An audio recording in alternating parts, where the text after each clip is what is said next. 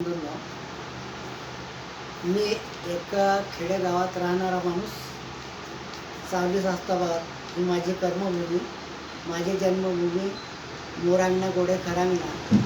आणि 1985 पासून मी बहुजन समाज पक्षाचा कार्यकर्ता होतो आणि 1995 पासूनच मी कविता लिहिण्याला सुरुवात केलेली आहे.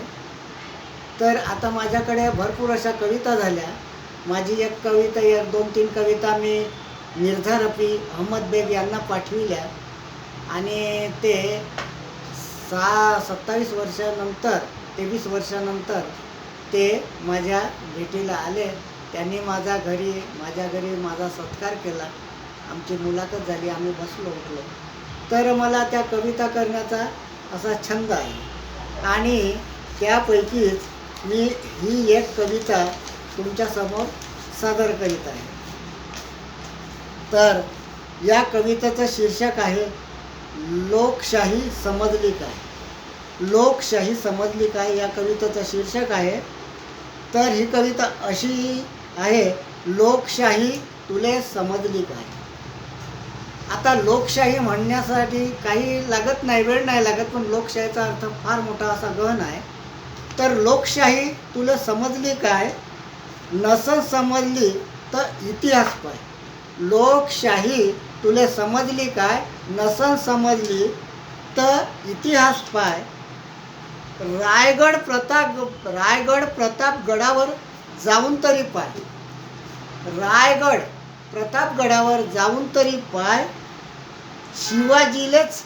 शिवाजीलेच विचारणा लोकशाही म्हणजे काय. कारण आपणाला इतिहास, बाबासाहेब आंबेडकर म्हणत होते की जो इतिहास विसरतो तो इतिहास कधी घडवू शकत नाही. आपणाला जर इतिहास घडवायचा असेल तर पहिले आपणाला पुराणा इतिहास पाहावा लागेल. म्हणून या कडव्यात म्हटलं आहे, रायगड प्रतापगडावर जाऊन तरी पाय. शिवाजी महाराजालेच विचारून पाय की लोकशाही म्हणजे काय. अरे लोकशाही तुला समजली काय, नसल समजली तर इतिहास पाय. भीमा कोरेगावले जाऊन तर पाय. इथूनच आपण म्हणतो भीमा कोरेगाव. पण भीमा कोरेगावले जाऊन तर पाय. 500 महाराले विचारून पाय. भीमा कोरेगावचा बोल काही इतिहास आहे. 500 महाराचा स्तंभ कोरलेला आहे. तर त्यामुळे या कवितेत म्हटलेल्या, कडव्यात म्हटलेलं आहे, भीमा कोरेगावले एकदा जाऊन तर पाय. 500 महारायले विचारून पाय. शाहू फुलेकडे जाऊन तर पाय. तू शाहू फुलेकडे जाऊन तर पाय. त्याचं समाजकारण तू समजून पाय. त्याचं समाजकारण तू समजून पाय. आणि नसल समजलं तर इतिहास पाय. खरं संविधान तू समजून पाय. खरं संविधान तू समजून पाय. तेव्हा तुला समजन की लोकशाही म्हणजे काय. खरं संविधान तू समजून पाय. तेव्हा तुला समजन लोकशाही म्हणजे काय. हे सारं समजून घेतलंच नाही. आपण भाषणं मोठमोठे देतो स्टेजवर, पण ते बोलण्यासाठी असते आणि लोकांचा टाळ्या संपादन करण्यासाठी असते. त्यासाठी म्हटलेलं आहे इथं, हे सारं समजून घेतलंच नाही आणि मंत्रिमंडळात जाऊन रोवले पाय. काय कशासाठी, नुसत्या खुर्चीसाठी झगडे भांडणं खुर्चीसाठी.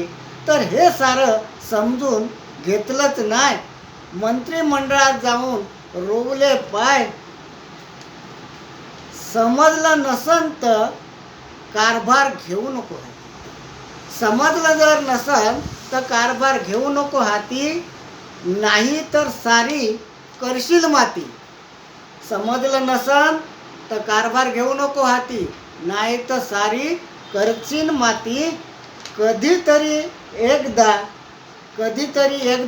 येईल अशी गती आणि देश गुलाम होऊन जाईल परख्याच्या हाती. कारण ह्या देशाला स्वातंत्र्य करण्यासाठी प्रत्येक जणाचे जी बलिदान गेलेले आहे आणि हा सहजासहजी हा देश काही स्वतंत्र झालेला नाही. म्हणून कधीतरी येईल अशी गती आणि देश गुलाम होऊन जाईल परख्याच्या हाती.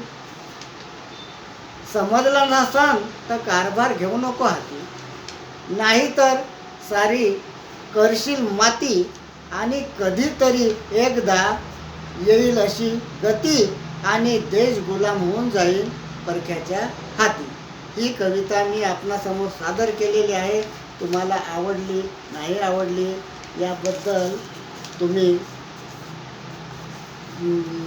मेसेज कळवा. आणि ही कविता सादर करून मी आपला सप्रेम जय भीम घेतो. जय भीम, जय भारत, जय शिवाजी, जय भवानी.